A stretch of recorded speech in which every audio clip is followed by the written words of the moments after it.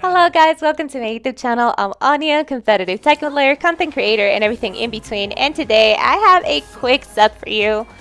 This was when I was doing my little gut of destruction run. Must have been about a month and a half ago-ish. I am not sure. Yeah, I rarely play nowadays, but just wanted to share some commentary with y'all, just kind of analyze this with y'all. Um, and yeah, this is Asuka versus Mama June. I play a little bit of Mama June as well, but definitely not as fluid as I am with Asuka, but I would say I know the matchup decently. I shouldn't have tried to move or press there. June's size of 4 is +6 if I'm not mistaken. They might have changed it to +4. I am not sure. Of course I'm doing wake up while standing 3 out of nowhere. For 4 to 1. Nice punish there. I believe June's down for 4 must be like -13 or 14 if I'm not mistaken. Of course I crushed that throw with back 3 because that is what Kazamas do. Alright, for 4 to 3. I'm just trying to fish for that counter hit. I can't believe I fell for that. Those rays, like when she throws that array, some of them are punishable and some of them are just like, it's either -8 or -9.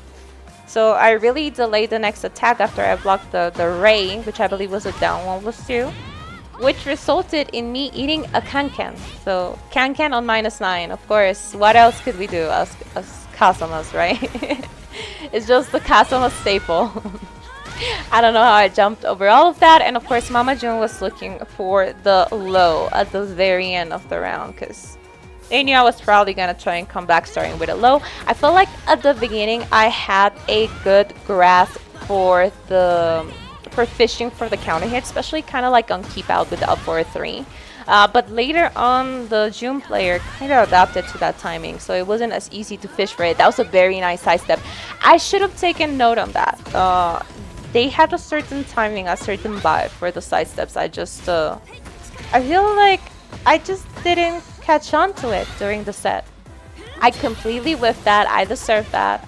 They should be able to finish it here. I feel like that combo was not it though. Yeah, it was not it. No! Down 4-4. That is not a good thing to close out the round with. I knew down 4-4 that I could duck the second hit and launch it. I did not launch it because I don't have proper muscle memory for kind of like doing while standing 3 on reaction for a lot of things, but still, it's what allowed me to come back in the end. I went for the 14 frame punish and then the grab.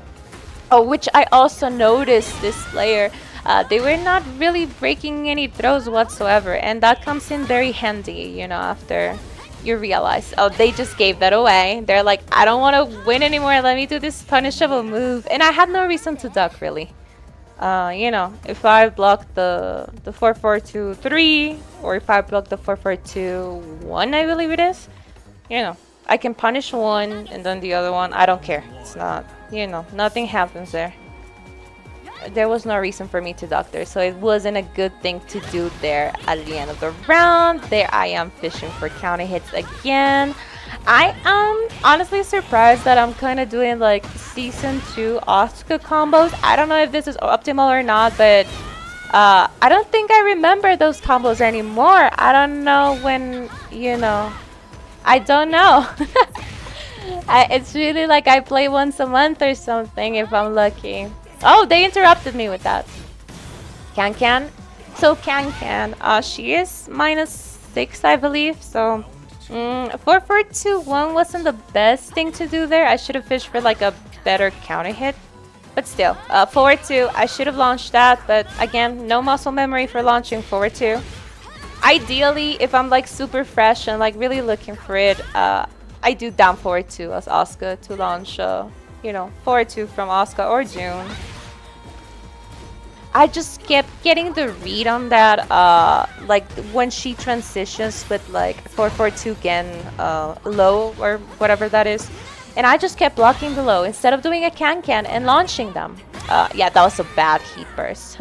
They were ready with the whiff punish. But yeah, honestly, I feel like that would have been one of the easiest way to win a few interactions and possibly win this set like 2-0, but I was really... I was ducking instead of can-canning when I should have can-canned. So again, at least I got a punish, right? And again, the grabs. The grabs, like, I think it's just important, you know, to kind of see your replays. There's some things that you notice when you're playing. There's some things that you don't notice when you're playing. So this June definitely wanted to steal the frames, like, almost at every interaction. And, you know, can-cans are a very good move, but you can get floated if you're just too awkward with them. So that's kind of what was happening here. Oof, nice magic 4. Oh lord, okay. That actually worked. I thought Mama June had seen me. Okay, the interruption. Yeah, they can do the interruption right there with the temp frame in between the 2-1, you know, and whatever comes next. Oh no! The forward 3-4 with June. I believe it is minus 14. I just knew they were gonna do that low again. They had done it way too many times, and I was like really looking for it to where I actually did the wall standing tree launch punish. You get some plus frames here. The 2 throw, because I just knew they were again not gonna break throws. That's why I just closed it out with the throw as well. That is something I like to do, and I don't mean the throw. I mean just winning in the easiest way possible. There's always, like, you know, flaws or mistakes that your opponent might be making during the set. So especially in a setting where you're competing, I think it's very important to kind of like save your mental for when you need it. So I think it's important to like take note on what the easiest way to win is. So if that may be 37 throws, then let's do 37 throws. If it's 37 lows, then let's do 37 lows. But yeah, I mean, I feel like it doesn't matter what, even if you're good at it, which I feel like I am decent at it, you're gonna lose grasp of that eventually, you know. There's a lot of interactions, there's a lot of things going on. Oh, I think that should be the round in the game for them. But yeah, it's just kind of like a quick tip of something that you can be looking to do. Of course, the better your opponent is, the harder that it is to find something, and the more solid that you have to play to win, if that makes sense. But I would say, like, if you are competing, that is rarely gonna be the case. Like, it's not gonna be the case until after you made it out of the pool, until you maybe made the second pool or the third pool, maybe until you're already at top 16 or top 8. So since, you know, there's a lot of like mental stamina required when you're competing offline, or I mean, I guess online too. I just don't like that, but I think it's important to just figure out what the easiest way of winning is, as much as you can, you know, and just make it a habit, because you will get better the more that you are kind of like conscious about it. 1+2, nice. Yeah, the throw launcher is 1+2. Just the back 3 is keep out. There we go. We're gonna do the heat activation here. Oh, that combo extension again, I'm not sure if that is optimal, but I feel like it's good. Like, it's a decent combo, I guess. We're just whiffing in a very awkward way. This round is kind of spaghetti. They made me duck. I should have can, but they're just making me duck here. Punish that. Okay, that wasn't the best punish. I could have killed them with the right punish, and that's just what happens. Yeah, I messed up the time to do it correctly, so I just did a smaller punish. There we go, at least the 2-3. Honestly, I rarely actually punish it with 13 or more, but at least the 2-3, you know, it's a good 12 frame punish. Okay, nice wall standing 4. I'm just trying to make them duck so I can do 1+2, but I just couldn't find the timing, you know. And again, I keep ducking when I could can. Good block, good block. Oh, they're too far now. We're trying for the side step too, but it's not working. I'm trying to get a counter hit here. I just knew it. Heat activation. Are they gonna try to launch me? They kept trying to walk. I just felt it. Oh no. Okay, that's not the last interaction. Of course, the last interaction was gonna be a back three just to crush something. I could have possibly whip punished her back three with forward two at that range. I was just not ready, of course. Okay, the low. It's okay. I'll just, you know, eat some of those. I don't want to risk the interaction. Yeah, the try for the can-can. I just felt it. Oh, yeah. That was not a good time to do something that kind of jumps.